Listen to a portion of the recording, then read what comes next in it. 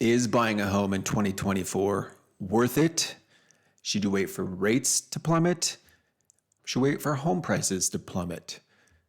Today, we're going to go through a history lesson with data, considerations for renting and owning, and I'm going to give you some surprising payment comparisons with these considerations in mind at the end. So make sure to stay tuned for that information to help you make a decision on what's right for you going forward.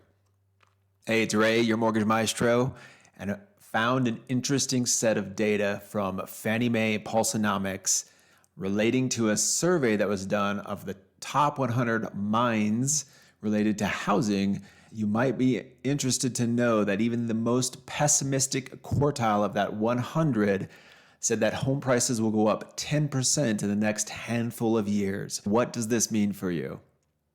Should you buy in 24? Should you wait for, say, rates to come down 5%? Hey, make sure to subscribe if you find value in what information you're hearing from me today. First, let's talk about some important considerations. Right now, mortgage payments are higher for a lot of people in certain locations than rent. So some important considerations are, if you paid less in rent than the mortgage would be, what would you do with that excess money? If you're going to invest it in the market and get stronger returns, put it towards a bigger down payment in the future, these are great reasons to think about continuing to rent for yourself. Other things to think about, look at the average rent price in, say, a city like Denver here. If you waited 3 years to buy, is that rent going to be the same or is it going to go up? Make sure increased rent is considered. Historically, about 3% year over year.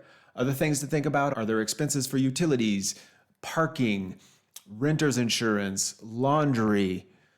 What are the surroundings of your neighborhood? And are you happy there? On the flip side, for homeowners, some important considerations. There's maintenance. So depending on the age of the house, how much are you going to think about annually for the maintenance of that home? Some might say $3,000, $4,000, $5,000 if a house is 30, 40 years old. Do your research based on the condition of a home that you're looking at. Lawn care, your utilities on ownership. Will the taxes and insurance go up over time once you buy the house? Likely yes. On the positive side to that, there are tax deductions from interest, property taxes, home office deduction.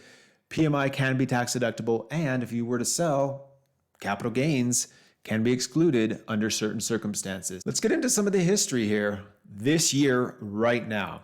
And what is, even when the sky was falling and these beat writers were saying that the housing market was going to crash, 57 of the top 100 housing markets are showing north of 5% price gains at a time where rates peaked at 8% this year.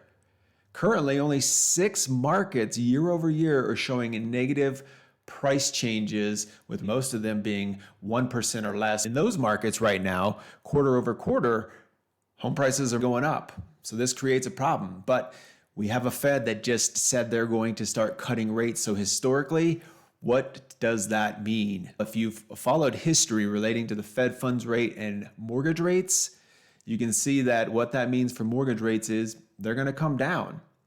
And if you look at the home prices in, say, a state like Colorado, you can see historically 4.5% appreciation over 4+ decades of time.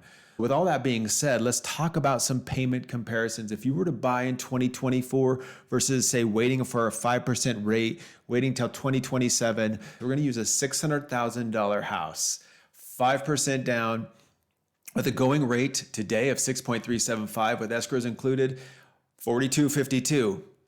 Now that house, you heard me talk about 10% change in the coming years. So that's what I'm modeling out here. That house would then, instead of costing you $600, would cost you $660. The payment, surprisingly, is just about $200 cheaper, even if the rate is 5%, because remember, you're paying more for the home. The person who locked in on the lower price can refinance to 5% as well. What does that mean for them? They may have started out at $42.52, but once they refinance and that payment goes down with a 5% rate, they now owe, say, $547, whereas the person who bought at $660 is starting out at $627.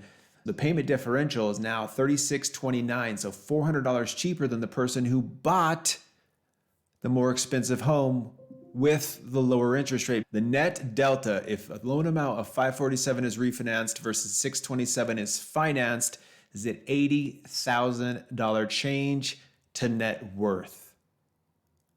Surprising information for those thinking that the housing market's going to crash, or they're going to wait for rates to come down when we have a supply issue in America. Look, all of this is just being put out there so that you can decide what's right for you, which only you can decide. I hope that you find this information valuable. Make sure if you're thinking of buying to check out another video I have on tips on how to get the best interest rate in 2024 when you buy a home at that time.